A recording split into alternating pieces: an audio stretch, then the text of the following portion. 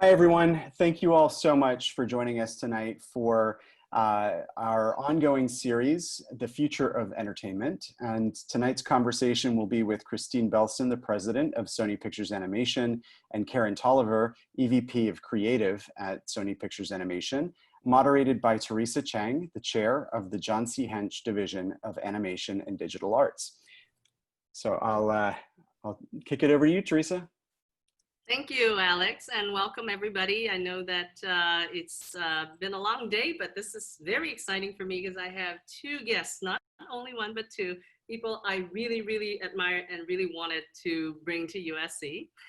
First being Kristine Belson, president of Sony Pictures Animation, Features and Series. Kristine oversees development and production of all theatrical, serial, and short-form content on Sony's slate. And she joined Sony in 2015 after about a decade at DreamWorks, where I met her, and where she produced The Croods and executive produced How to Train Your Dragon, two of my favorite movies that I did not get to work on. And she was DreamWorks head of development.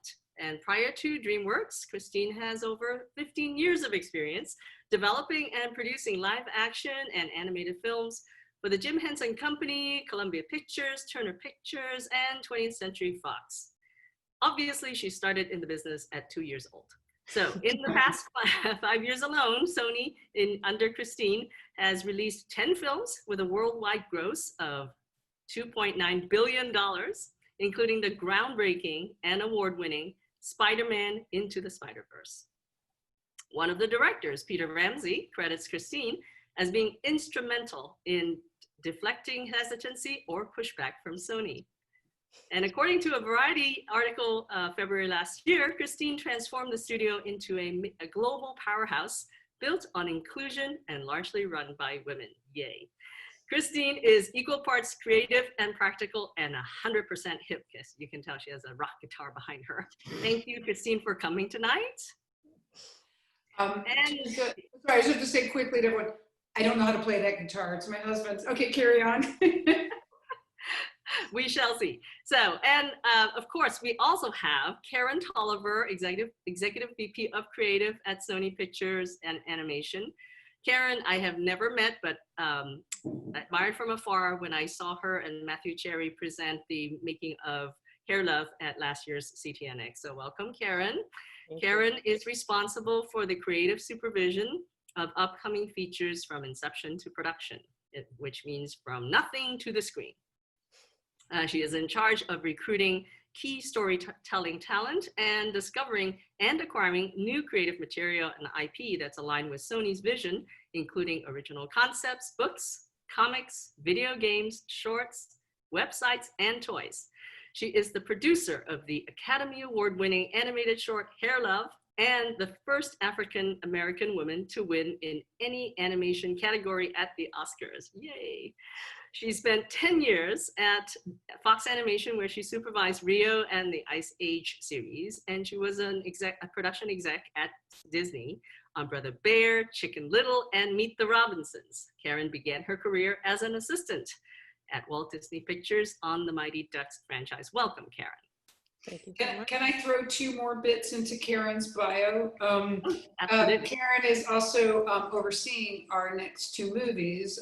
One is Connected, written and directed by Mike Rianda and produced by Lord Miller, which is supposed to come out in October, and we'll see if that happens, as well as Vivo, our Lin-Manuel Miranda musical. So Karen's busy.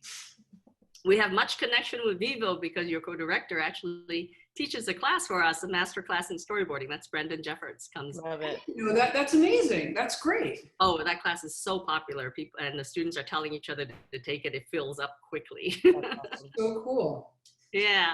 So I'll start with a bunch of questions, and then at some point, probably around 7 o'clock, we'll try to finish up our prepared questions and go to the live questions so we can include all our participants in this fun event. So both of you have executive and development and producing backgrounds. You're charged with huge creative responsibilities. What do you look for in creative partners and artistic talent?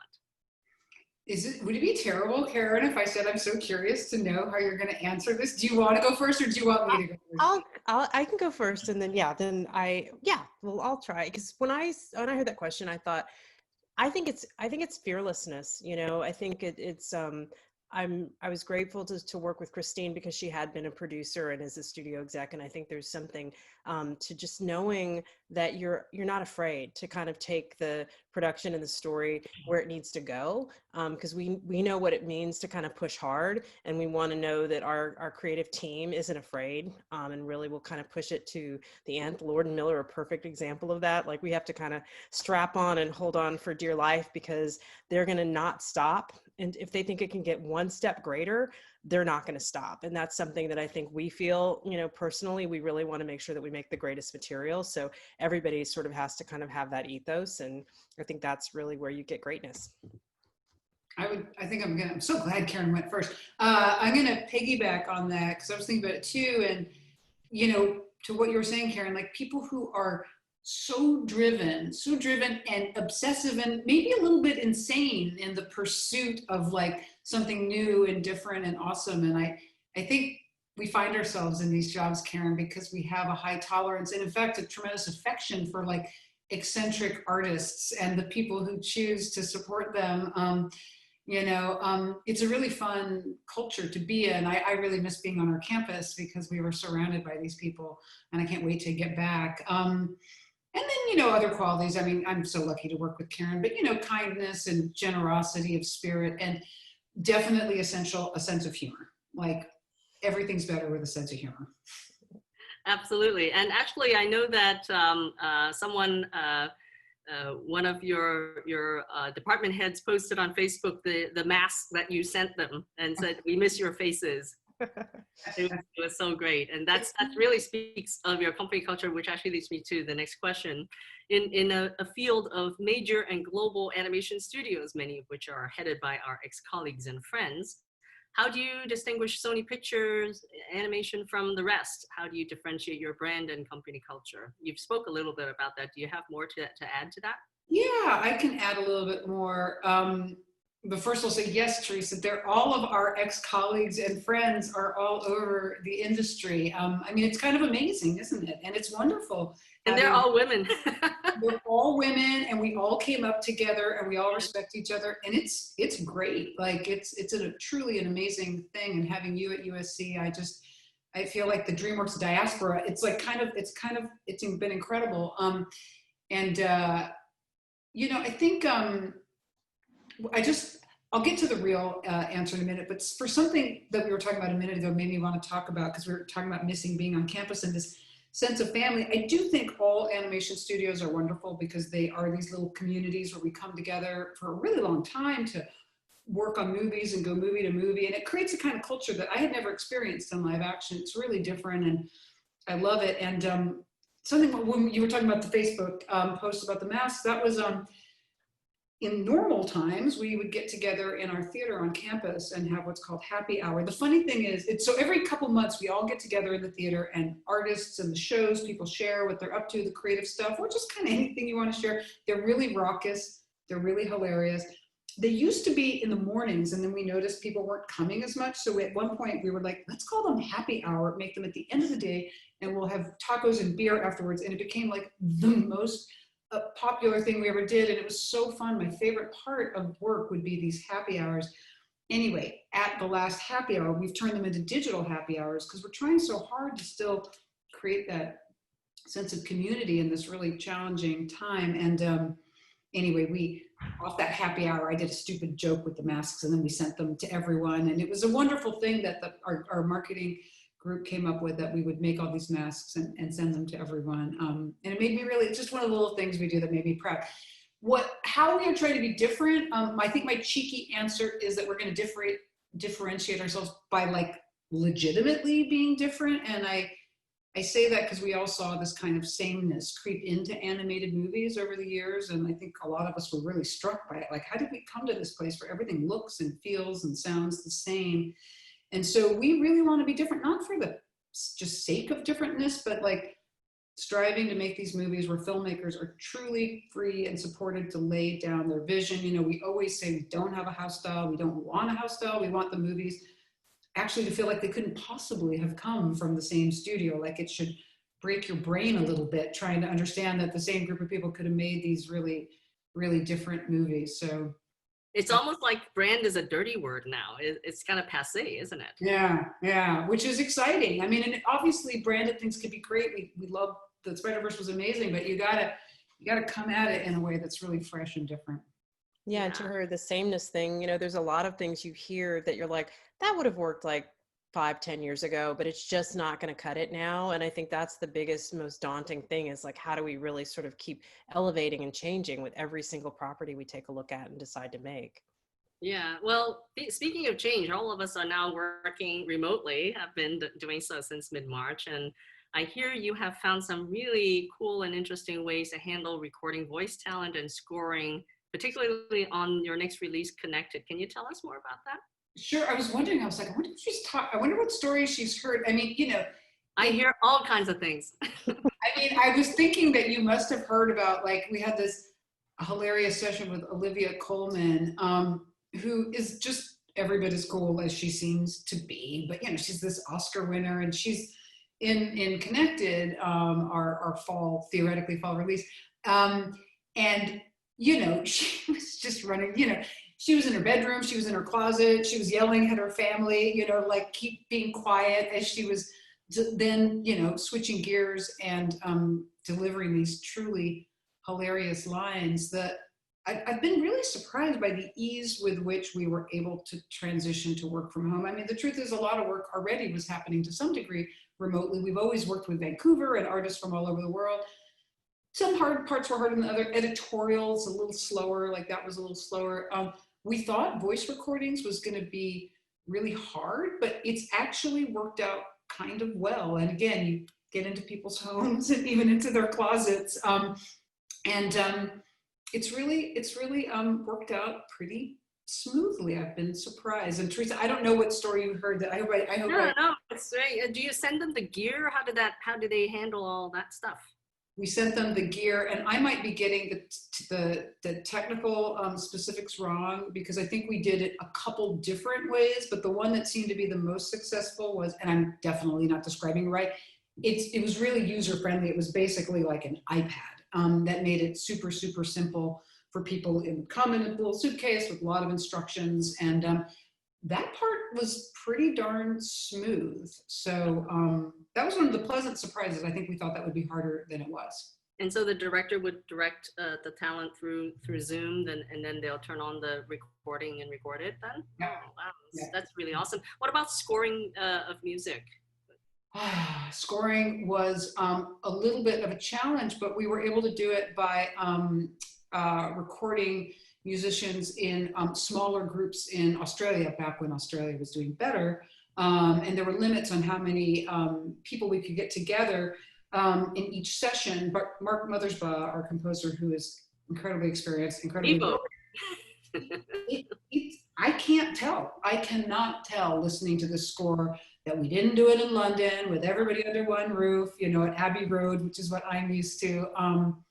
It sounds great. So I don't know, like, this whole time has been super interesting because, as you know, the saying goes, you know, necessity is the mother of invention, and people just keep like rising to the occasion and figuring out how to solve the problems and helping each other out and being so resourceful. It's been pretty inspiring, actually.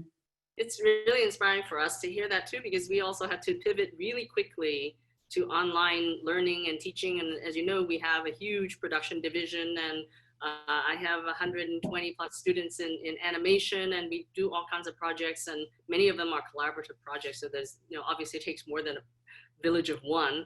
And so we had to also, both faculty and students had to quickly learn how to do this remotely based on just deciding this over spring break that we were all gonna go online for the rest of spring, right? So it's been really crazy. And some parts are crazy good and some parts are mostly crazy difficult. And some parts sometimes feel like crazy impossible, right? But it's really really great to hear, you know, what you're doing in industry that helps us learn, maybe we can do this too, if they can do this on a professional level.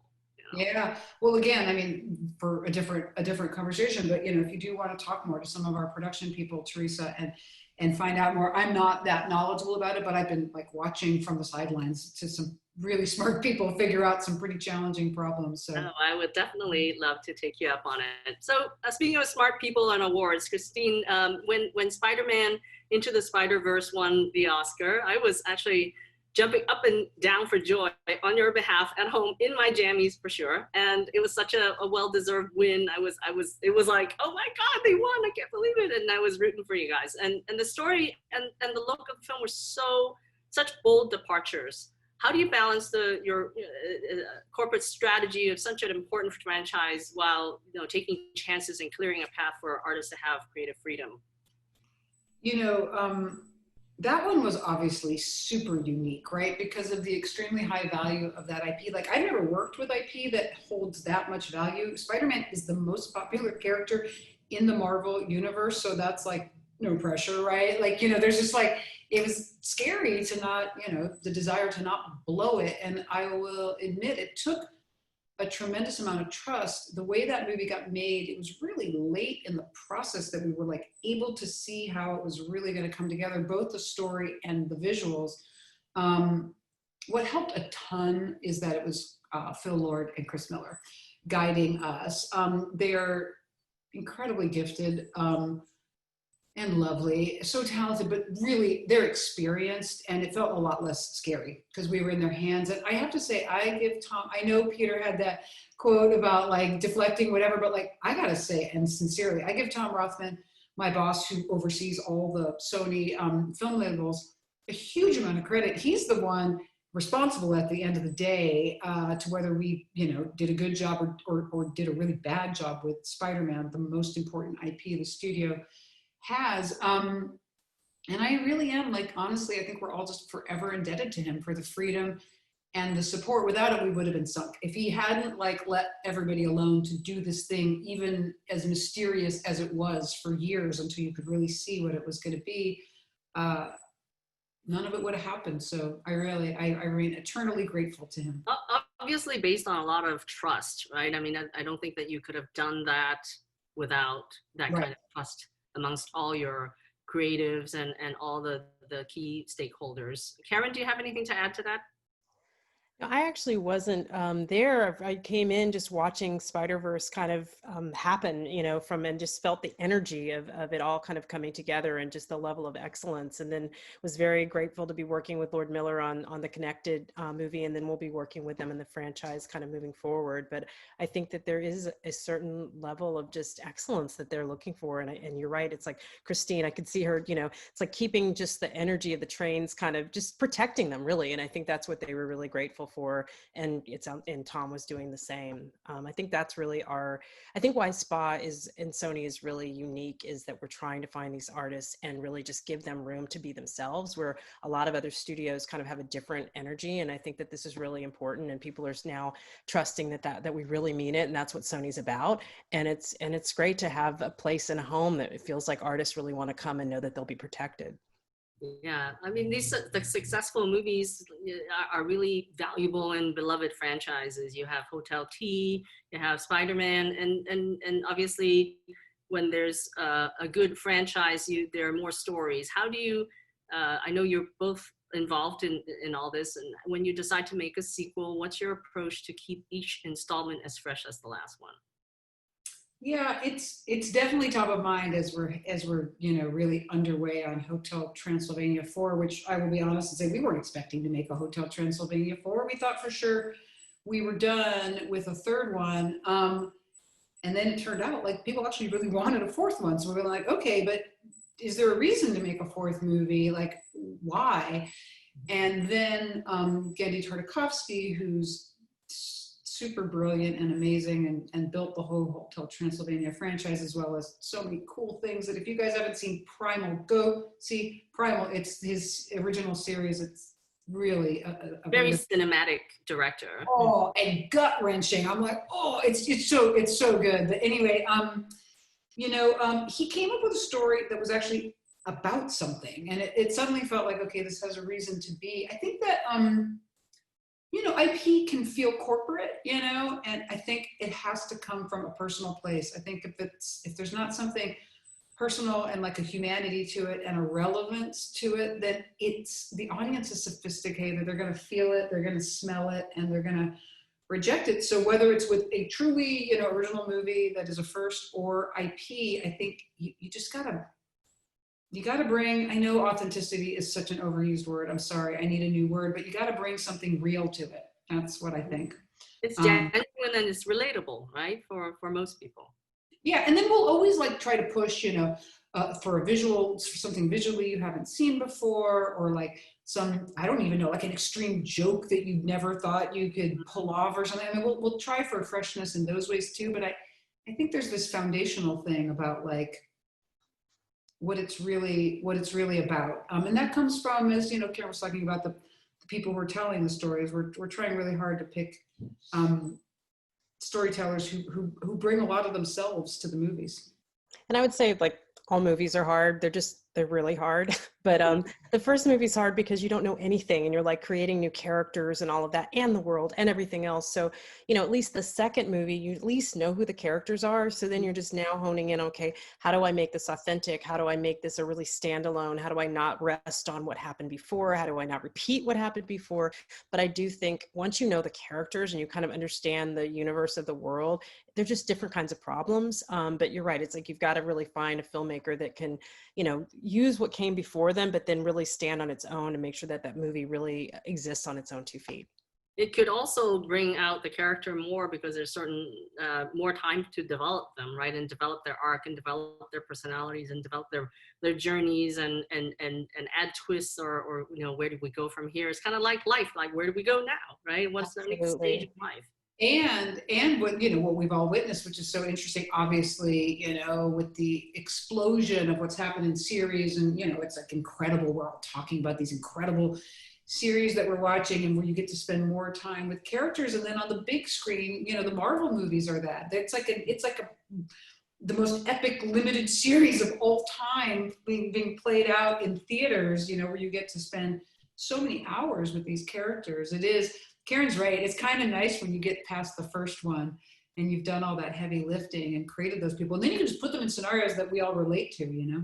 And like you're saying with those universes of Marvel, it's like they really are thinking about this, you know, over the span of 3 or 4 movies. So they have the benefit of sort of creating that universe and trying to figure the arcs out. And I think there's a lot to learn if you're really trying to build a franchise, to think about not just the first, the second, but how it could actually expand out. Right. Speaking of expanding, let's go small a little bit for a second. Karen, it was recently announced that Hair Love is turning into a 2D animated series called Young Love. Congratulations. Thank you. This kind of representation in animation is really significant and overdue. Can you tell us the story of how Hair Love got started and what were some of the challenges you encountered when you... Sure. I mean, and it was such a gift, and I just feel grateful that I happened to know Matthew Cherry, who was the director and creator of it, his manager. You know, we knew each other socially, and at the time I was at Fox, you know, and again, my whole experience, I've been in animation now 20 years, and my experience with that was like working on these big budget movies, right? And they were all had to be tentpole. And so there's a certain level of just overseeing where you're not in the nuts and bolts. Like, I don't know how to do anything from a specific, storyboard. I'm not an artist or, and all of that, but it's really kind of keeping all the trains together from the beginning to the end. So when Matthew was always online, he sort of had this inspiration he would just sort of share these videos of dads doing their daughter's hair, and he could tell that there was really something there. Moms don't get any credit. When the moms do the hair, it's like, yeah, of course they're doing the hair. But when the dads did, it spoke to something about like fatherhood and sort of the expectations of what dads were. And so when he decided to do the short, they did a Kickstarter, they raised $300,000. They had one piece of art. There was, just an amazing response from like Lin-Manuel Miranda, like Chelsea Clinton, everybody really gave money, which is amazing. And then they were like, okay, we've got all this interest, but we don't know how to make a movie. And when they asked me to come and help consult, I was like, listen, I have absolutely no idea how to do this. I'm like, again, I've had experience with the big movies. I know how those trains work. I have no idea how to do the nitty gritty. I said, if you're dumb enough basically to like allow me to kind of help you, it'll be grad school for me, honestly, because there was a whole process of, how do you make a movie when there's only $300,000, which we found out, the hard way that was not enough. We had a treatment. Matthew knew exactly what he wanted to do. He came from a music video directing background in which he'd write these briefs for music videos. And so he knew that he wanted to kind of have like a kind of a bang at the end of the story. And so, we knew that we had something great. We had to deliver it. So what I brought to the table was I'd worked on the scratch shorts when I was at Fox. I just wanted to put the project through the same rigorous iteration that you would with a movie. And so that's what we really did, is that we got, we tried to, stack the deck in terms of, getting Bruce Smith, one of the best, animators in the game from 2D. We had Everett Downing, who was an amazing story artist and director, boarded every beat of it, which was amazing. And we just wanted to make sure that we could live with it in an animatic standpoint so that we could make sure that it was working. And, and brought Kristine in. It was sort of one of those side hustles that I was like, I'm starting a new job with Kristine. I'm trying to prove to her I can do that job. And by the way, and then I'm like, oh, by the way, I have this little side thing. Like, I hope it's not going to, nights and weekends, it'll be fine. And what was amazing, and again, which is why I know there's something really special about Sony, is that they knew, she could see sort of that there was something cool there, and they didn't have to spend much money on it at all. So it was like allowing, but understanding that we needed a home and we got resources. The creative group from Sony took a look at it and gave us notes along the way. They helped us with support with music. It was really profound, and then, but we are at a moment where we're like, whoops, okay, we've decided to try to make this more complex than we thought, and we ran out of money. So we had to go graciously, because Sony doesn't have a shorts program. And so that's why, putting my executive hat on, I'm like, they don't have a shorts program. We got to figure this out. And we know that there's support out there. So we found a production company that was willing to kind of give us finishing funds.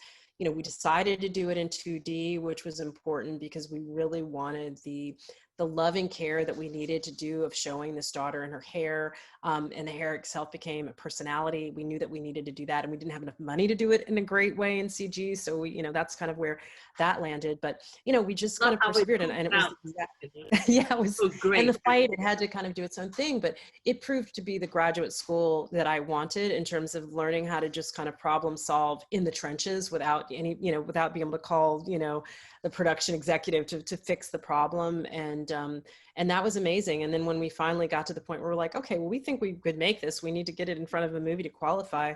I was, again, just so blessed that Kristine was willing to, take it up the chain and go, hey, there's this little thing, you guys, willing to put it in front of Angry Birds, which, to be honest, is not the most, obvious, choice of a tearing. So we kind of thought about that. And the other thing that, people know is there was a best-selling book that came a part of it. And that was really just born out of Matthew was, to have a partner and a filmmaker that really understood what the audience wants. Because the Kickstarter people came along with the journey all the way, and they really did feel like they owned it. So that's why when we won, we really did feel like it was theirs, and we were sharing it with everyone.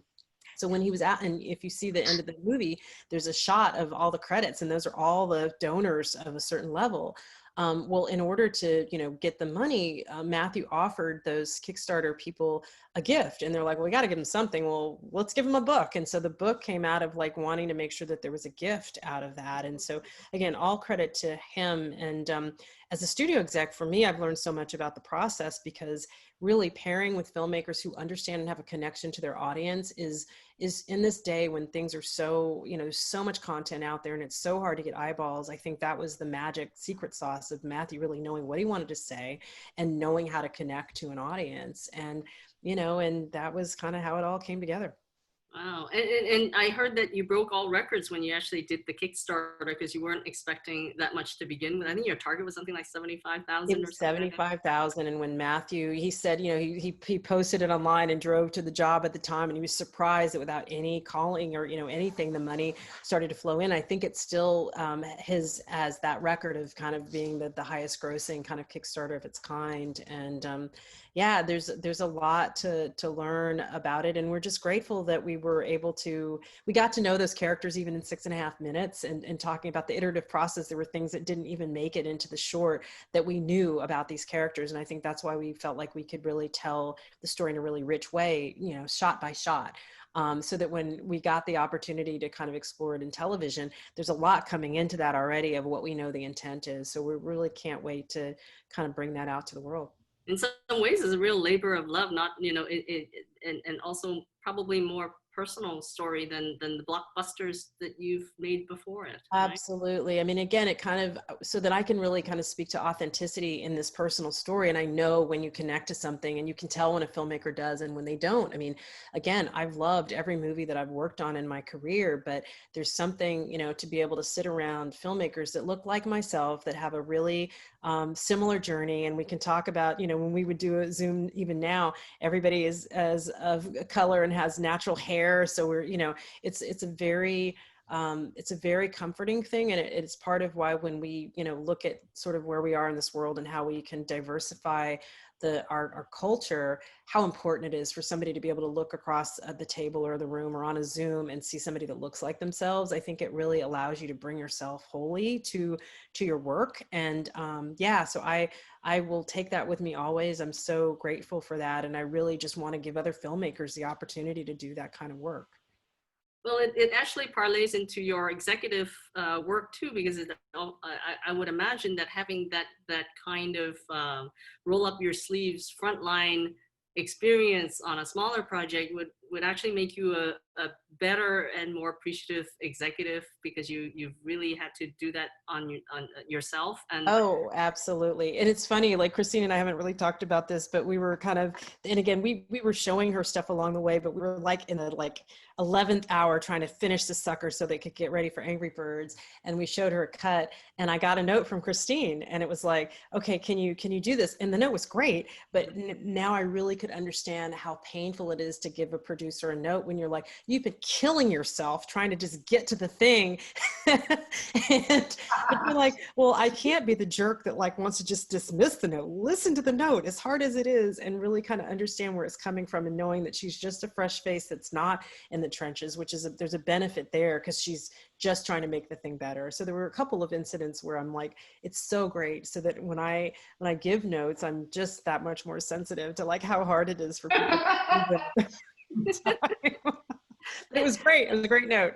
I think it was Seinfeld who, when he was making maybe B movie at DreamWorks, commented that you guys don't make movies here. You do 4 years of notes. Nah, That's how yeah. he characterized animation production, you know, coming from TV and live action.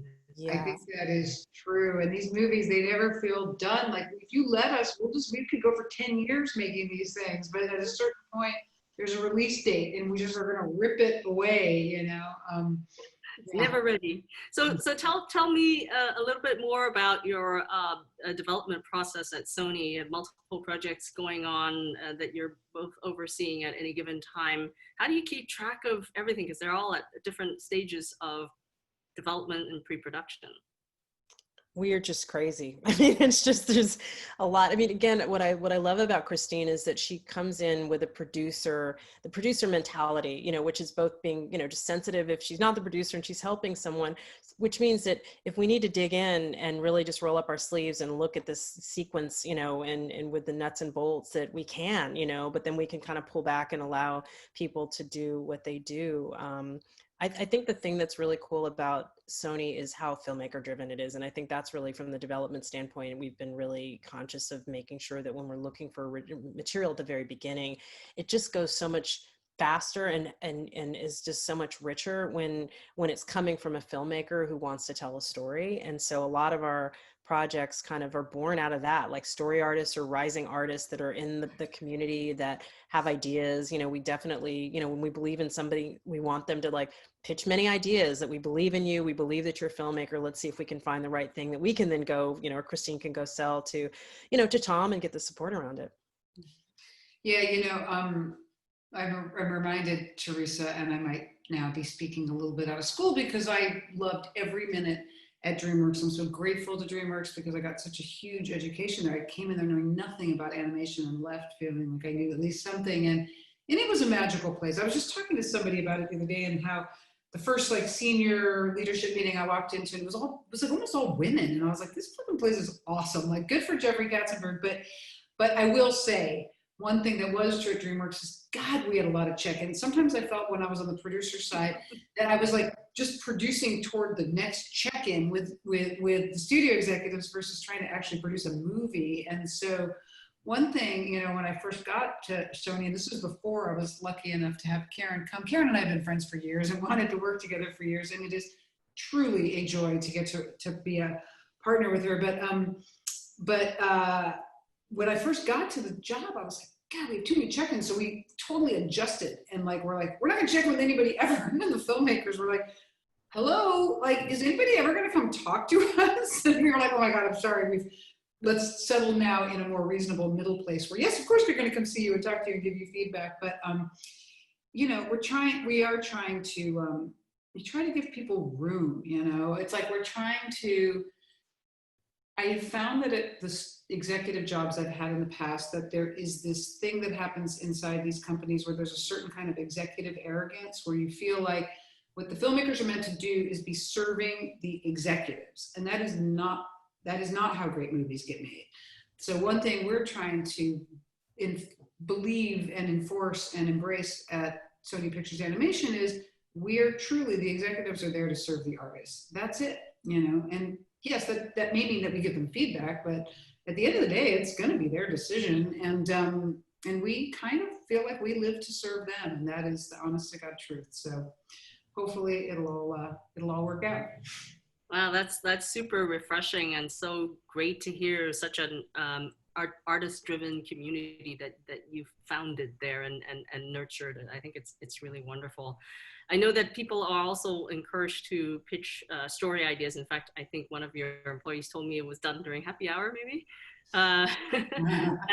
And obviously some of the pitches may have spawned or inspired actual productions. I'd like to hear what do you look for in a pitch, and how elaborate are the pitches? Do people use storyboards and beat boards and design work, or do they just kind of pitch verbally or with just an outline? Got it. Karen, you want to take a whack, or you want me to? Sure. I mean, I was, you know, and Kristine, you really started this as we've been, you know, through our career, there've been like, okay, we need all the details and, you know, all of this stuff, but it's been nice to kind of, Kristine was like, let's just tell us what you want. Tell us what you want to do. Like, let's have a conversation about it. It can be informal, it can be early, but, you know, for a filmmaker, and especially one that we've already kind of get a sense of what their work is and the artist that they are, when they talk about why they want to tell a story, it tells us a lot about, okay, we don't have to know all 3 acts and every beat of the story, and certainly not the 3rd act, you know, it's like, but we want to know why you want to tell the story and what's the milieu, or just, you know, as much of that why as possible. And I think and then we start a conversation, and we can tell pretty early on if we think we can really kind of sell it in. It's like I was just talking to Tom about this earlier, Kristine, about like, you know, how do we've got to sell it and market the movie, right? So it's a business, but like, how do we sort of be that gatekeeper where we can really kind of give space, but we have to then change gears and figure out how, if we know how to sell it, is it a big idea? Can people market around it? And so, you know, pretty early on from a conversation, whether you think there's a there that it could meet both of those things, that the artist can tell something really authentic and that we can actually get it sold and get it marketed and get it out to market. So is there a there is the criteria? Yeah. Yeah, I mean, you know, at least in the theatrical space, as much as, you know, we really believe in like personal stories and original stories, like theatrical bar, as we know, it's high now, you know, like there actually does have to be a big idea, whether that's a big emotional idea or a more of a traditional kind of hook, or ideally maybe both. One thing that I'm really happy about is that so many, when we look at our current slate of movies, kind of like the next wave of movies, almost all of them, maybe with one exception, have come from story artists or other kind of artists who just had a story to tell. Like we didn't, like again, at DreamWorks or other companies I've been at, it was like development was driven by executives, and then we'd be in front of directors or aspiring directors saying, well, is this something you'd like to direct? And we don't even have that now. It's kind of funny. Sometimes people will come to meetings and be like, well, where's that basket of movies that you're going to show me that I might be interested in? I'm like, we don't actually have that, because everything we're currently doing is because a filmmaker came to us with a passion for something. So, I mean, it really is truly filmmaker driven. And When there's you a, talk there's about, an oh, go ahead, Karen. Well, I was going to say there's another aspect of, Pixar is notably has the brain trust and all of that. And we don't have that, but we've really created a culture where we want filmmakers to also talk to other filmmakers and artists talk to artists. And so, when it's working, they start to formulate an idea, it's like, okay, yeah, sure, you can hear what we think, but go talk to the other director and see what they think. And that's been really, I think they really love that culture. They love that back and forth, and they can trust each other because they know, okay, I may be hearing your pitch today, but I'm going to be pitching to you soon. So that's been really great. And I'm glad you brought that up, Karen, because what's actually interesting about that is they're tougher on each other. Like they'll beat each other up, and it's easier kind of artist to artist. Like it's better than from executives. So yeah, that is a wonderful thing. They can be like, they can be tough sort of judges on each other and keep pushing each other to again raise that bar. So perhaps not all of your directors may come from a story artist background, and some of them may come from design or other areas, layout perhaps. I'm trying to think. The truth is, many of them do still come from story. A couple people come from art. There's one person who Teresa, I can't say who. Karen's right, we don't do shorts, but we want to support everybody. And there's somebody who you know and love like I do, who comes from layout, who really wants to make a short and was inspired by Hair Love. And we're trying to help that person as much as possible, even though we don't technically fund shorts. I'd love to see more people come from camera and layout. It's still pretty story and biz dev too, but mostly. Yeah. And we have someone that's an editor that's that has pitch something. So yeah, we for television, so we are kind of poking at that. And I think a lot of what we do is just sit and sit down with artists and say, hey, what are you doing? What do you have? What do you want to do? And sort of from that, conversations may come about them having some ideas. What kind of advice do you have, since our audience is mostly students on this webinar, for students who have stories to pitch or maybe want to follow your footsteps and have a career in development? I guess it's probably slightly different advice, right? For people who want to pursue development versus artists. For artists, I think, you do need to get people's attention somehow. And I don't necessarily mean, sorry, I'm messing with my light here. I'm gonna turn it back off. I don't necessarily mean that in a gimmicky way or necessarily in a shock value way, but I do think we're looking to be surprised on one level or another. For me, what almost always kind of gets me and surprises me is like raw honesty, like really getting a little bit real. And I think that's one of the cool opportunities right now in animation is, again, for a long time it was a little bit more kind of hot, like glossy and Hollywood. Like it wouldn't get raw, it wouldn't get real, it wouldn't get ugly, it wouldn't get sort of under the surface in the way that we've seen, historically live action movies do. And so I think that's something, like, go there, tell that thing that's hard to tell. And I do think I think if it can come from a personal place, I think it's all the better. Of course, if you're talking about a certain kind of animated movie, like a 4-quadrant theatrical animated movie, that also needs to serve up, some sort of big idea, something that will actually get people to leave their homes, which is harder than ever, and go to theaters. But the cool thing, of course, is now you can tell your stories in so many different formats and for niche audiences too. So not everybody has to set off trying to do mass market entertainment. There's a lot of different, again, audiences out there for your story. For development executives, gosh, Karen, I'm trying to think of what good advice for people who want to be in development or be producers or executives is. All I can say is like my experience, and it's a little, the 10,000 hours, kind of idea of just really getting the time in and doing the work. And like another crazy thing, I'd written a script with someone, which was the worst script ever, with 2 other people. And the 2 other people are real writers and they're actually working and doing very well. It's actually Malcolm's one of my friends.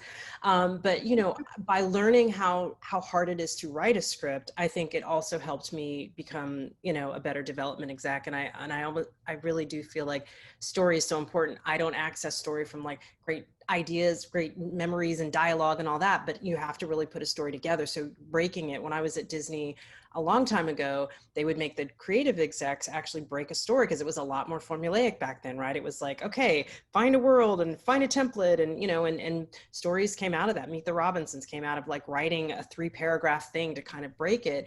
And I don't do that anymore, thankfully, but like I understand like how you have to think about a story from that end. And I think that's helped me kind of be a fairly, not aggressive, but like an active, creative, development person.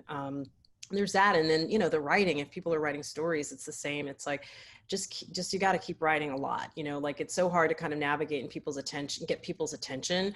But I think the more you just try different genres and keep writing and keep trying and collaborating and just kind of hit it at all angles, it's going to hone your craft better. And then you're going to find the thing that actually is going to like, because you may not know, we just were meeting with somebody earlier today who's a development exec and writes stories. And you may not know what your path is. He started out thinking he was going to be a writer and then found that, oh, okay, there's other people that can do this better, but now I've learned how to be on that side. So again, I can give notes better as a development exec because I've had that experience. So I think there's a fair amount of meandering that can happen sometimes as you're trying to find out, where you really kind of need to sit in your career. It's really a process of discovery of, trying different things and being open and much like I think even in our program, sometimes students would come in with one thing in mind. I want to start out being this, right? And then at the end of 3 or 4 years, they decide they've experienced other things that they actually gravitate towards better or feel more comfortable in or feel like they have a passion for. And they come out and say, no, I started out wanting to be a story artist. Now I want to be a producer. And that's a real story from one of our grad students. Interesting. Yeah, that. So speaking of students and mentoring, Karen, you and Matthew Cherry also participate as mentors in the Academy Gold program. And this year it's virtual. Can you talk more about how that's done this year and a bit more about the program? Yeah, and actually we've only kind of participated with the students once. It was great. I have to say, COVID has a lot of obvious, this is the understatement of the world, bad things about COVID, but there's something, the silver lining is being able to, do these events that you can really kind of grab people from all over the place easily. And so we had a great session with them and just talked through our process, and kind of similar to this, had Q&A afterwards and got to kind of speak to the students. And, I know that, again, there's so many downsides of not being able to be on campus and being able to kind of, be together. But I'm very impressed when we've been able to find sort of digital ways to keep going and being able to connect to people kind of in an easier fashion than you would have if we had to drive to, wherever to kind of to get it together. But it's oddly more intimate because it's so close. Yeah, and you get to see people's living rooms and, and things like that. But it's, look, every time we talk to students, we get something out of it. So I think that's really been helpful and, love doing it. Great. You both talked a little bit about collaborating with remote locations and studios. When we're all physically back, besides working with ImageWorks in Vancouver, and I know you work with Base Effects in Beijing on Wish Dragon, do you see more opportunities to collaborate remotely with either individual artists and or studios? As to the individual artists, that's been going on for such a long time. It's been such a standard practice for us that we were so familiar with working remotely, and it actually made the transition when everybody suddenly had to work from home a lot easier, because we were like, oh, well, we know how to do this. Like, we've been doing it with a percentage of our community already. So absolutely to the individual artists. And in terms of other pipelines and studios, yes. But I feel compelled first to give out a shout out to ImageWorks, because I always want to give ImageWorks a shout out. I genuinely think they are the greatest animation pipeline in the world. They are fearless and creative, and there's like nothing they can't do, no challenge they're afraid to face. I am so impressed by them. And that's coming, Teresa, from DreamWorks, where I thought that pipeline was pretty impressive. And I was nervous about coming to Sony because of it. I was like, oh, I can't, I don't know. What will ImageWorks be like? Well, they're freaking amazing is what they are. But yes, we are interested in working with other pipelines. And when we were in Annecy a couple of years ago, we're so sad we couldn't go to Annecy this year. But we had Aaron Warner, who you know very well, Teresa, who we were working with closely on this international initiative, which is about movies, small, medium, and big, you know, tentpole sort of movies, from storytellers from all different parts of the world. And sorry, as I look down at this piece of paper, but I printed up because I love reading it. Like, you know, we're developing co-productions with animation studios and filmmakers from Mexico, Colombia, Brazil, Spain, France, South Africa, Zimbabwe, India, China, Indonesia, and Korea. And Wish Dragon, which you mentioned, is the first movie that will result from that. But yeah, we are definitely eager to work with other pipelines, but again, driven by the storytellers from that region, sort of, and finding the right facility in that region and in that region, pardon me, and you know, giving them the support that they need. Yes, it's something we want to do, and honestly, we want to be doing more of it than we are right now. I think for a lot of us, we just wish there was like more hours in the day, or we could. Karen and I were saying it wouldn't matter if we could clone ourselves because we'd still be behind, but maybe we could like clone ourselves like 5 times over, and then there'd be enough time to do everything that we want to do. Well, if you're working internationally, at any given time, there's a studio working with you 24/7, pretty much. Exactly. Kristine, you recently predicted that there would be more animated titles that would aim for older audiences as a result of the boom in interest caused by COVID. And you mentioned earlier about grittier and films that are less shiny, less maybe formulaic, not your words, mine. Which do you have productions that are planned that would be targeted towards more mature audiences? Yes. You know, it's funny, that quote, which got picked up and talked about a lot, I think I'm not sure that I was quoted exactly correctly, because I didn't really mean that the pandemic was the driver. I just meant that this growing interest in animation for like purely adult audiences has been growing for some time, which is great because we love it and we believe, like so many people do, like, you know, animation is not a genre, right? It used to be so frustrating to try to explain this to people. You don't have to explain it anymore.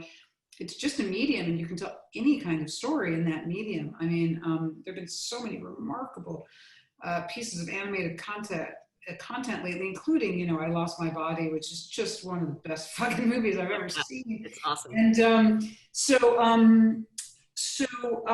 so yes, and we are really interested in doing those. There's a couple R-rated movies that we are really excited about. One I think I'm allowed to talk about, which is from Gendy, which is a comedy called Fixed, which is a very kind of R-rated movie about dogs that makes us laugh very, very hard.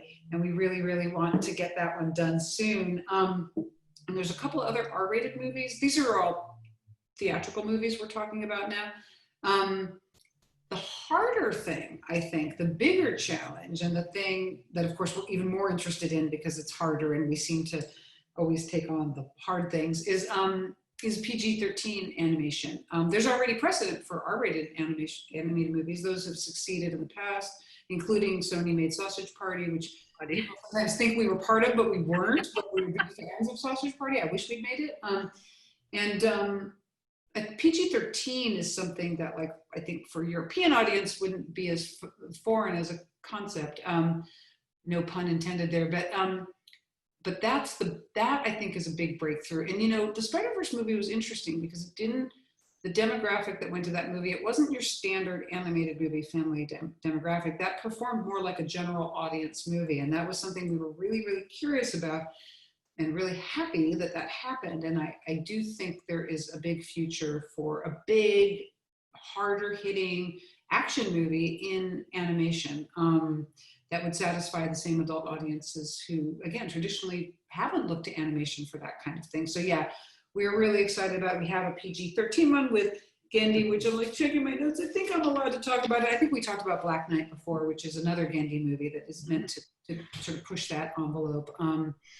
And that, I think it's just a matter of who does that first. Like, someone's already done the R-rated animation. Who's going to make the first PG-13 animated movie? I sincerely hope it is us. But at least it will be good, no matter what ranking, whether you're first, second, or third. It'll probably just be good. It's authentic and all those wonderful. If it's Gendy's Black Knight, it will be good. It's really right. Really cool project. Yeah. Right. What about for TV? Do you have anything planned for TV that's a bit more on the mature side? We do. In fact, what was sort of interesting to us is that so much of our series development really was very adult skewing. And I think that's probably just as a result of having all these great artists who, while they love making entertainment for the entire family, there are certain, limitations when you're doing something for a quadrant and it has to work for everybody, versus when you can lean into a specific audience more. And so maybe it's not that surprising when we decided, okay, we're going to do series, that we initially gravitated a lot toward things that are a little bit more grown up, which resulted in this really amazing original series we're making for Netflix called Agent King, which is a very interesting version of a story about Elvis Presley, but very sophisticated and surprising.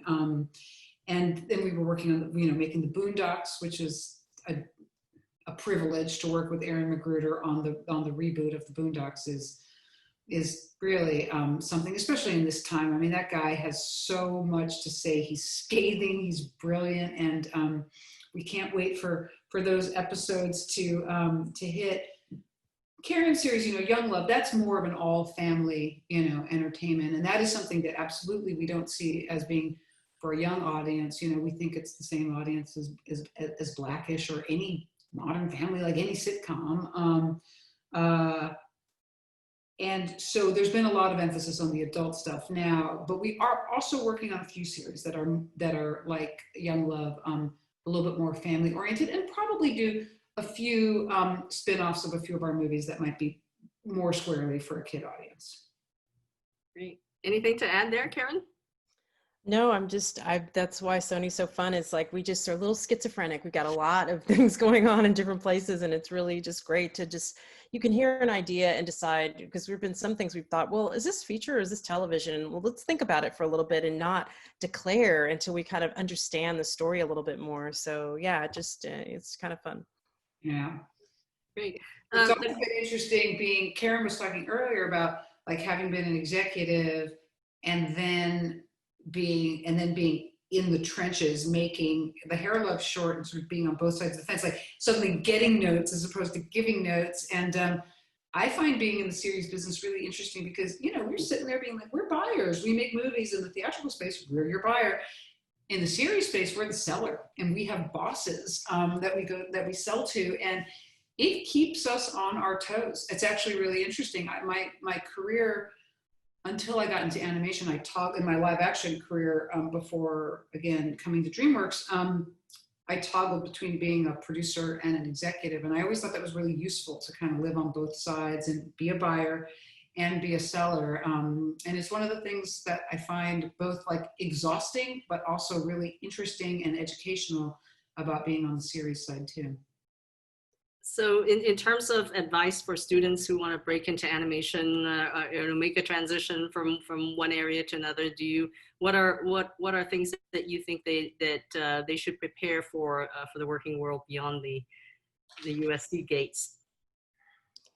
I think that the great thing right now is there's so much content being created by so many places, and from streamers to the studios, and just independent, and and so it's really exciting. And I hope if you go into animation, there's so many different places, they're all kind of different. I think just don't worry, just try to make sure that you persist. If you get rejected somewhere, there's so many stories of people that got rejected at DreamWorks 5 times and then they ended up working at Blue Sky, or I think when something happens and you may not get the outcome you want, try to really get some feedback so that you can kind of understand sort of what you needed and what kind of learning you can get from that moment, so that you can kind of take it on to the next thing and kind of evolve. And sometimes that's not always as forthcoming. They may not offer, but really try to get as much as you can, so that you can keep it growing. Really, I think that's important. And I think that transitioning from live action to animation, I think for a lot of people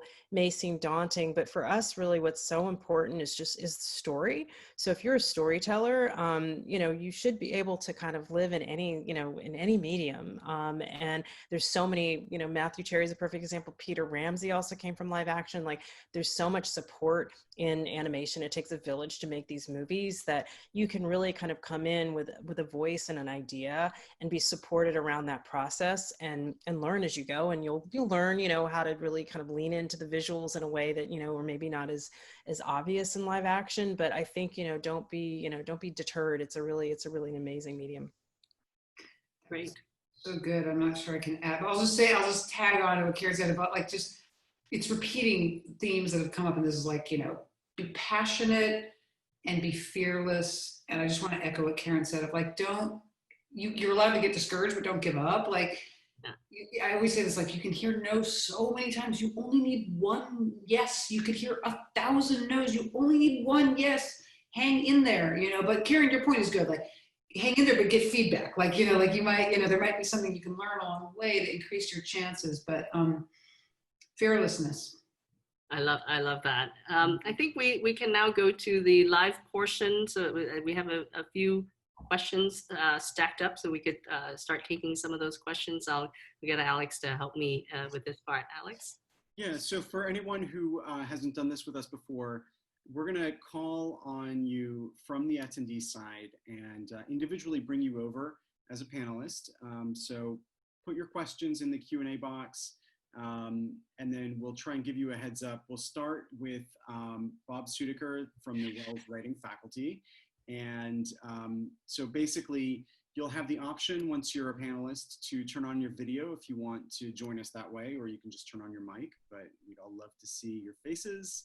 So, okay, Bob, I'm gonna bring you over. Karen and I are laughing because we know Bob. So this is a trick question. Uh-oh. Bob, are you here to stump us, Bob? Probably. Oh no, Bob's muted.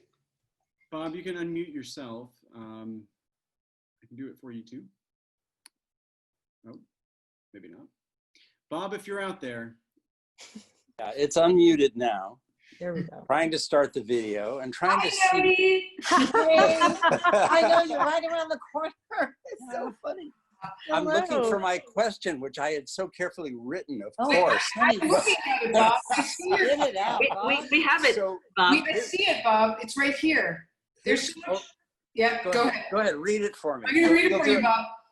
By the way, I need to also say this. Bob and Noni also live around the corner. That is awesome. I've known them forever. Okay, here's Bob's question. There's so much overlap between storyboards, direction, and script. I wonder how you see the relationship between these roles that are so animation specific and screenwriting. What's the best use? This is something we talk about all the time, Bob. What's the best use of screenwriters in this wonderful process? And then I think you said somewhere else, I can't see it now, Bob. You were like, full disclosure, I'm teaching a course. and I want you guys to tell me what to say. Oh boy. Oh God, Karen, I'm throwing all the hard ones to Karen. I'm like, okay, you want to take that? Like, I mean, the relationship between story, direction, and script obviously is something hugely important. We talk about all the time, but we really talk a lot about how do we use screenwriters best. Honestly, it's something I feel like I'm still trying to figure out all the time. What's hard in our process, and you guys know this, is it's not like live action where it's like, oh, go away for 12 weeks and write that draft and come back. Like we want you in with us. And that is different for a lot of, some writers love it. Some writers aren't used to it. Yeah. Karen, I'm not think, sure what else. I don't know. I think it's such a strange, it's so hard for us because at least at our studio, and I think many more have gotten more of the live action model where in order to greenlight a movie, you need to have a script, you know, and so that becomes like a very script driven process. But I think we both know, and you guys know this too, is that to really get the best version and to what your question is asking, how to really utilize visuals in the best way, you kind of almost want a messy process where there is a give and take of the visuals and what the story artists and the designers bring and what the writers do. And it's not very efficient, you know, I mean, obviously, you know, for like back in Disney days, back in the day, there wouldn't be screenwriters. It would just be boarding, you know, and they would try to find it in the visuals. So I think it's not the most efficient way, but I think that allowing for some kind of circular process between the writing and the story artists and the visuals, and maybe boarding things and the writers sort of seeing what got boarded from the story artists and informing their pages by that and vice versa, I think is really the way to get the greatest stuff. I mean, we've noticed that like some of the best characters in animation may not speak. And so screenwriters tend to want to make characters talk. And so, you know, Scrat is an example of something that just was born out of an animator. So you have to leave room for that nonverbal storytelling to find its way into the process. And yeah, I think it's just this weird soup of like getting the screenwriter down and dirty, in with the story artist day to day, and kind of learning and being informed and kind of going back and forth. And then somehow you got to distill it all down and kind of make some sense out of it. And thank God we've got directors that can figure it out. We agree. I mean, we broke in with Kelly Asbury, and just to bring up so that was, but dear name. But you know, also on Tarzan, they hired us for I think 6 weeks. We were on it for 15 months. It's such a beautiful process. And it was the most astounding, you know, back and forth, just exactly what you're talking about. Well, we should ask you a question, because you just take it to another level. Then when you make it a musical, then what do? You know, it's like, it's a little crazy town. Hiring a composer and a lyricist. No, you just get leaner. And I mean, what we love about animation really is how lean our scripts are. You gotta be. And then even then the storytelling comes through the music and the lyrics. So yeah, Kristine could talk about the Vivo, you know, experience with Lin-Manuel. It was a whole different, you know, yeah. Anyway, it's beautiful. Thank you so much. This has been so delightful, I have to say. Well, I'll just say this. I mean, you know, what we always strive for, and we can't always achieve it because if writers are busy, like you guys are busy, like we can't always get there. But like, as much as writers can come in house, it is always better. So we're like, look, we have this office now. We can't offer that, but hopefully then, you know, we'll be back on campus soon. But like, even if you can't be here every day of the week, just can you be here like 2 days a week, 3 days a week, just living with, again, as you're saying, Bob, the directors, the storyboard artists, as much as they can be together iterating, that's something we're always working toward, is to get people in-house. And if there are writers out there, there's no better way to learn to be a better writer than to work with directors and storyboard and artists. board artists. There's actually, let me just say, and then we can move on to the next question. Yeah. I was like, when I got to DreamWorks Animation for my live action career, I was like, I know all about development. I'm a story girl through and through. I got into animation. I was like, holy crap, these know story. My goodness, the way they break it down, the way they analyze it, the way they lay it out. I was like, I just was in a full education mode for years, and really, I'm so grateful for it. And one last plug, it's not only for writers to really learn the writing process, but you learn filmmaking. Like, you can become a great director as a writer watching this process too. Oh yeah, I agree. Yeah. Thanks, guys. Thank you so much. Thank you. Bye, you guys. Okay, let's go to one of our production alumni, Lexi Chu, and then we'll call on a new fall student, Joaquin Mendoza.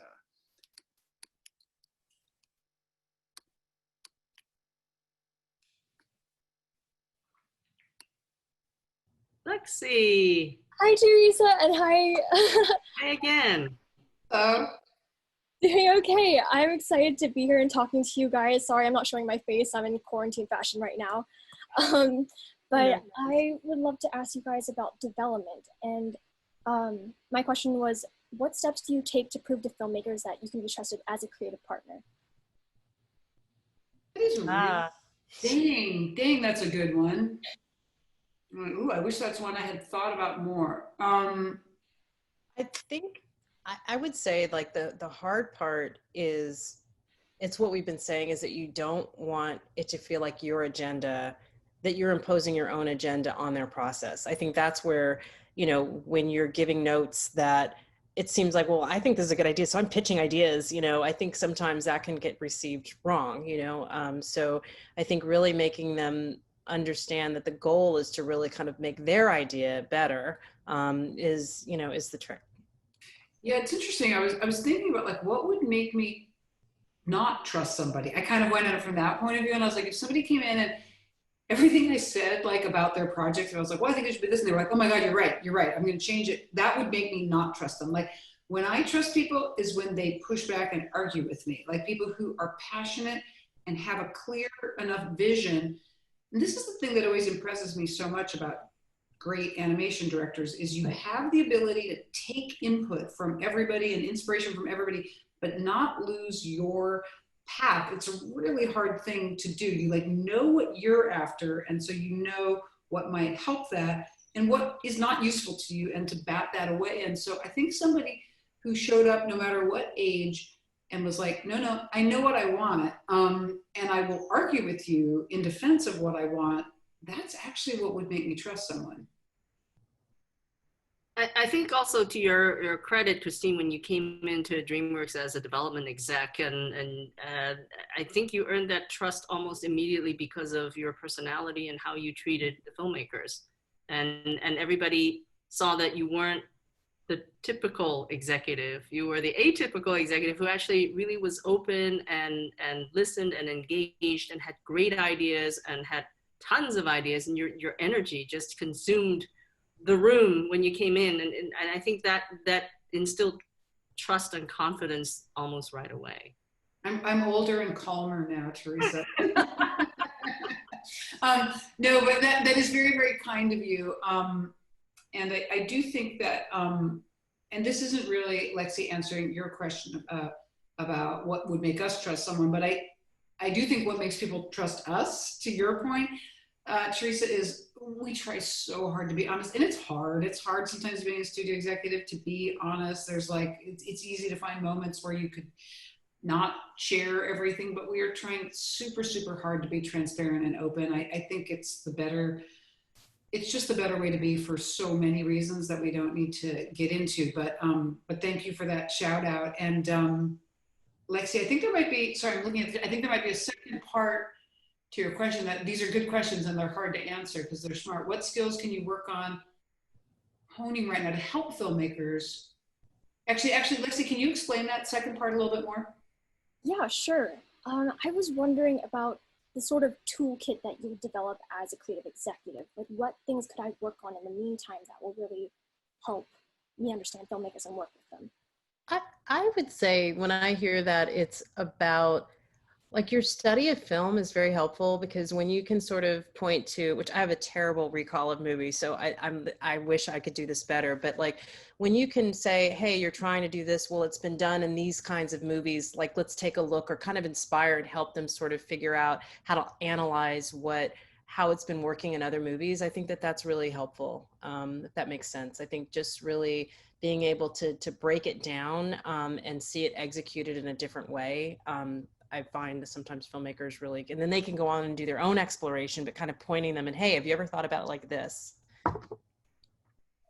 Yeah, I think that's true. And I saw Lexi said outside of learning to write scripts, because I was going to say, it was interesting, Karen, I didn't know that you had written with Malcolm and them. And I also tried to write with Stephanie, who you know. We tried to write a script and I was like, dang, okay, this is hard. Very humbling. So sorry, Lexi, that wasn't to your point, but yeah, I think just being a student of all things, there's so many things, by the way, to be a student of now. It's almost overwhelming, the amount of stuff out there that we can learn from. And I say this all the time, I didn't think at 55 I would be in such a heavy learning mode as I am even now, but I think being a sponge is a huge part of it.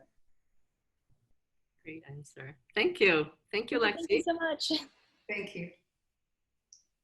Okay, so I'm going to bring over Joaquin, and then after that, let's go to Kathy Shirley.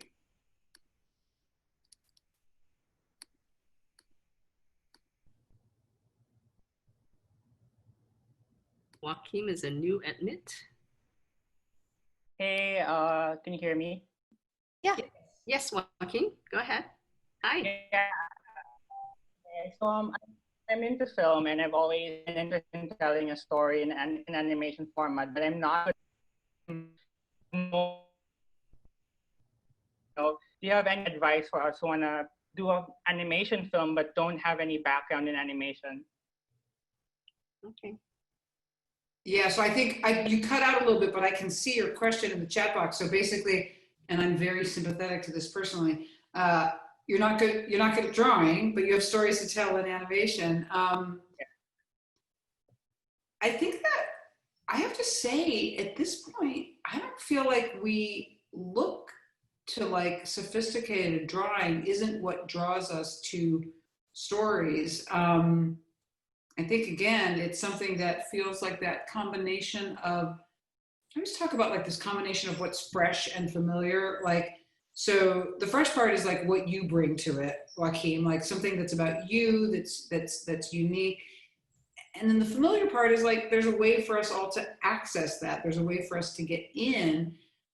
I don't need that to be well drawn. Like that could be written out on index cards using, you know, a Sharpie pen and words, or you could draw it in with stick figures and it might almost be charming and appealing in stick figure form. Like there's, everything sort of goes right now. So I can remember when I started 15 years ago, like there was a lot of emphasis on the quality of drawing and that, and it just doesn't feel like that's where it's at anymore.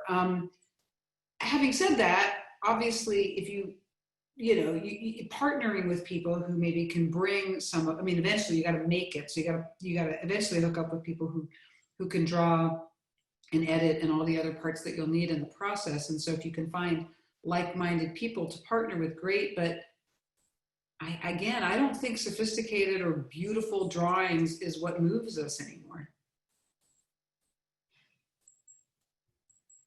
I don't know, Karen, if you have anything to add. No, I agree. I mean, there've been, if you're, we've got writers that would come in to become directors. I mean, one of our directors on Spider-Verse is not an artist, so I think that the traditional way of becoming a storyteller in animation used to be really straight from story. But as Kristine said, there's so many ways to kind of come about it. And it's such a collaborative process that really, you could be more producerial in your ability to just find the person that can draw and kind of partner with that person. But it's really about just kind of having a passion about what you want to say, and that you can find a way to kind of bring it all together. And even if we have story artists too, as Kristine said, that like they can draw stick figures, but they're great story artists because they're gag guys, so they could really be doing lollipops and sticks and things, but so sometimes you need the person that can really draw well to do other parts of the process to get into editing. But like there's a lot of guys that just and ladies that can just get those ideas across in any kind of form or fashion and be a part of the process also. Great. All right. Thank you. Thank you so much, guys. Thank you. Okay, so let me go out to Kathy Shirley, and then we'll go to Brisa Para, a new incoming student.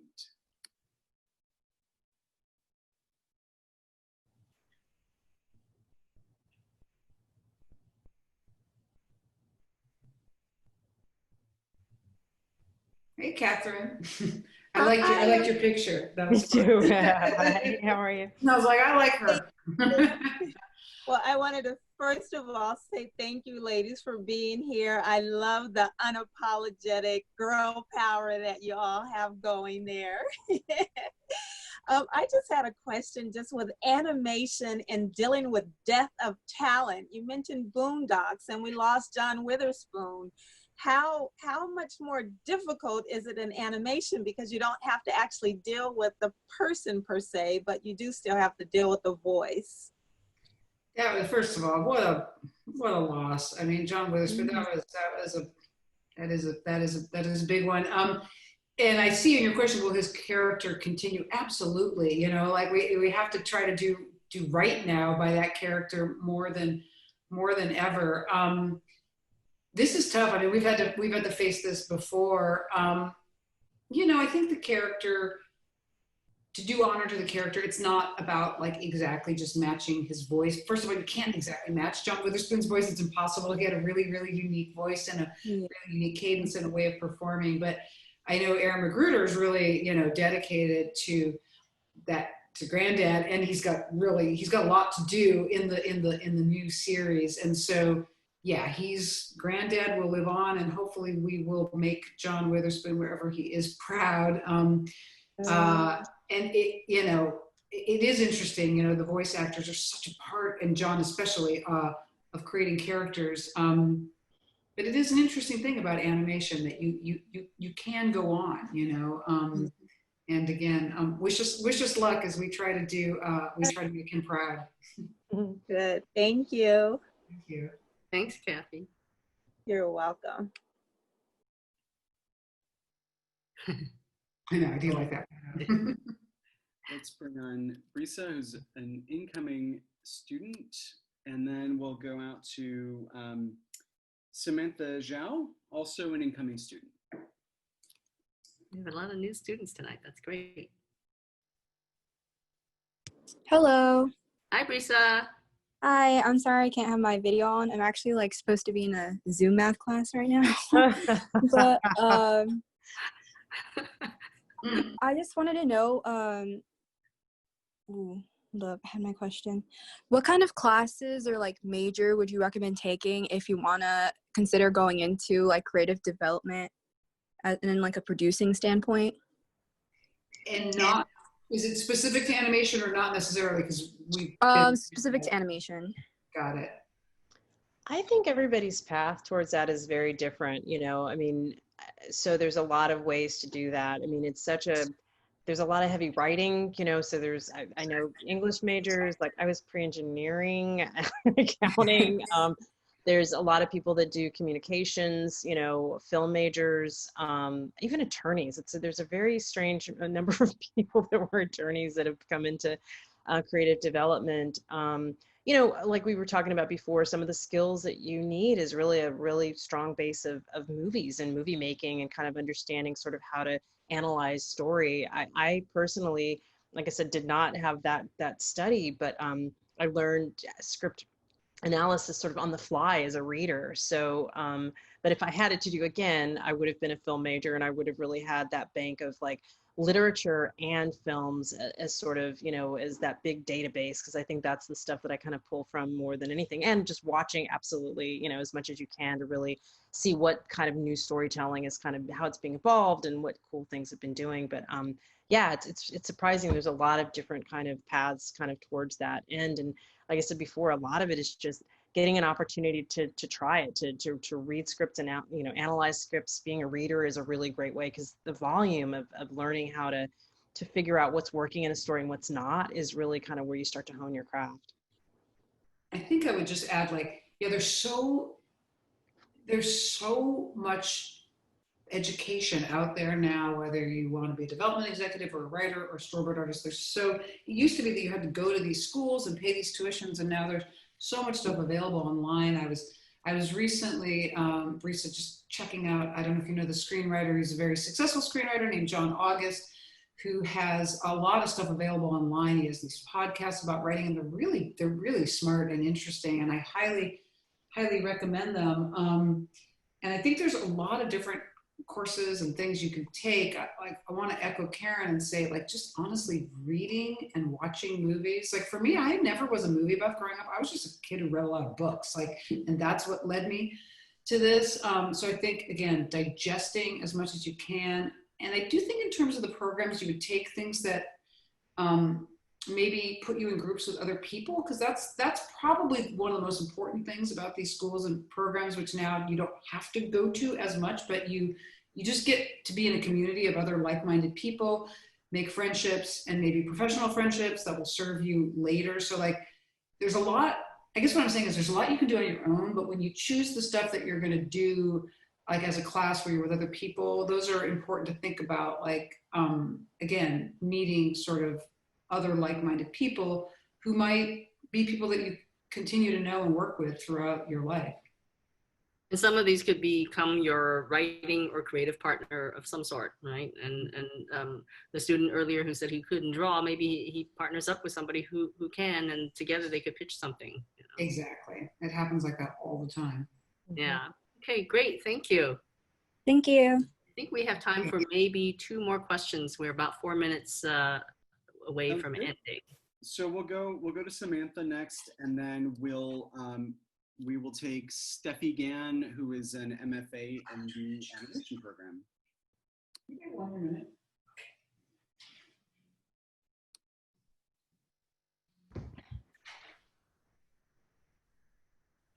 Hi. I hope that worked and you can hear me. Yes, Samantha. Okay. So basically, is this sort of a continuation of the questions from before of, like, you know, wanting to work in animation, but feeling kind of uncertain about a lack of artistic training as opposed to someone who's, you know, trained as a story artist. I was wondering, when you look for screenwriters, if there's anything different to the process of when you're looking at someone with a writing background as opposed to when you're looking at someone who's, you know, as a storyboard artist and as an art portfolio, and whether or not it's common for people in the story department at Sony Animation to come from screenwriting backgrounds rather than art backgrounds. So wait, you're asking if story artists come from screenplay backgrounds, or I'm trying to understand the question a little bit better. Yeah, I've just been wondering, you know, to work in the story department at Sony Animation, do people who work in the story department exclusively come from animation backgrounds? Is there room for people who come from screenwriters to be in there? The truth about the story, and we're talking storyboard artists, is that is a drawing, you know, field, and so we are trying to build animatics, you know, with their drawings to put together to get the screen, to get it up to screen before we go into production. And so, yeah, we do need people to draw in that.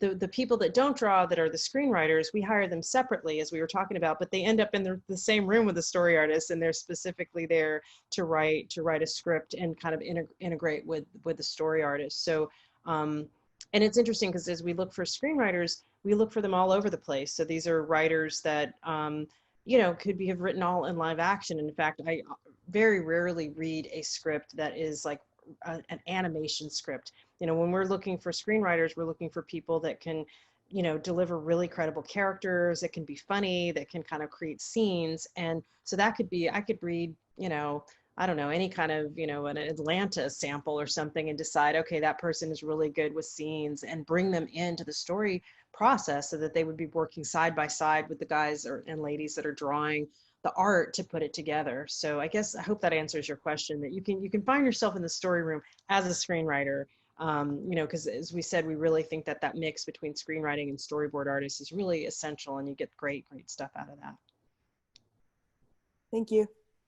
Thanks, Samantha. Last question from Steffi.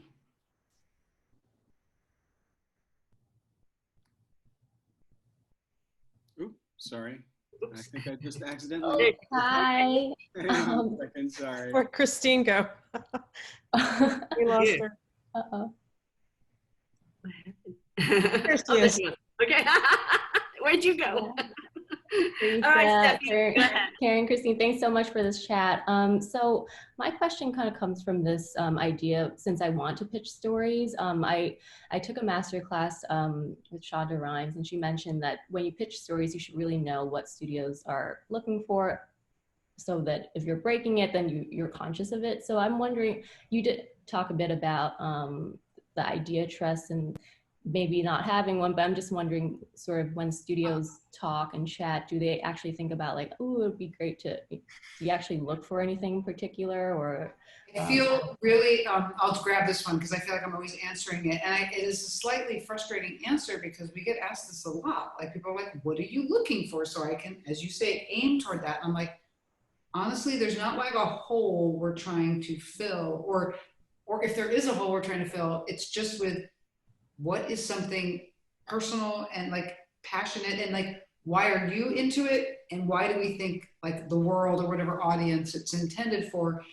would be into it? And I know that's like so wide ranging and generic, but it's not helpful. I mean, but that truly is what mostly gets us excited. We don't sit around going, oh, if only we had like a movie about race cars or whatever, something better than race cars. But it doesn't really work that way. I guess I could say, I mean, and Karen, you can tell me, you know, we love things that have music in them. Like anything music driven is always going to speak to us. Music is such a powerful part of storytelling, and increasingly as you look to like, what's theatrical, what will get people to go to theaters, you know, I still, and it doesn't have to be a straight up musical, it can just be music driven. It's a weird example to talk about in animation, but like I still remember sitting in the theater when Straight Outta Compton. It was like insane being in that theater. It was so exciting. The music was so good. And it was just like, I relished that memory of seeing that movie in a theater for the first time. And so I think music is a huge driver for us. But But gosh, is there anything else, Karen, that it's a lame answer in the sense of like, I think we just want to be surprised in a way, like, or there's something that if it feels sort of safe and sort of like we've seen it before in a traditional way, I think that's the thing that we're kind of moving against. So it's like, how do you surprise us? How do you make us lean in? How does it feel, you know, authentic? Yeah, it's hard. It's very hard. But I think the answer is like, for it to be authentic to you, you know, something that really speaks to you and resonates with you. And I get 100% the Shonda. I mean, I'm not gonna argue with Shonda Rhimes, but whatever like, Shonda says, whatever she says is true. But you to try to second guess what somebody wants is sort of, and I know that's not what she meant, but I think that the safest thing is to really kind of speak to what you want, that story you want to tell, and surprise yourself, entertain yourself, and then find the right place and the right home for it. Mm-hmm. And I'll just piggyback on that and say, like, if you're like looking at two things, you're like, well, this one feels like more safe and conventional, and this one's probably too weird. My advice is go with the weird one. Seriously, like it's the surprising thing. We've seen a lot of stuff. So, you know, it's the thing that's like, oh, wow, that's different. I never thought about that, you know, is the thing that's probably going to get our attention more. And that doesn't just have to be a gimmicky thing. That, again, can be just something that's emotionally true or different that you haven't seen in animation before. Right. Great, thank you. Great, thank you. And we are actually out of time and overtime, and really, really grateful and thankful to have both of you take so much time. Very, very humbled by having you on our webinar and talking to our students. So great, so inspiring. Thank you, Karen, and thank you, Kristine, for taking the time to share with us your war stories and good advice. Thank you for having me. Seriously, thank you to you. Thank you, Elizabeth Daly, Teresa. Everybody who works with Teresa, you're so lucky to have her. She's totally amazing. And we're really flattered that you invited us. Thank you. Oh, well, we will invite you in person when we can get together in person, and there's going to be lots more engagement, I hope. Great. Karen, thanks again for doing this with me. I'm so glad you did. Oh, it was fun. It was fun. More I'm glad we did it together. Thank you. Okay, bye, you guys. Bye, everybody.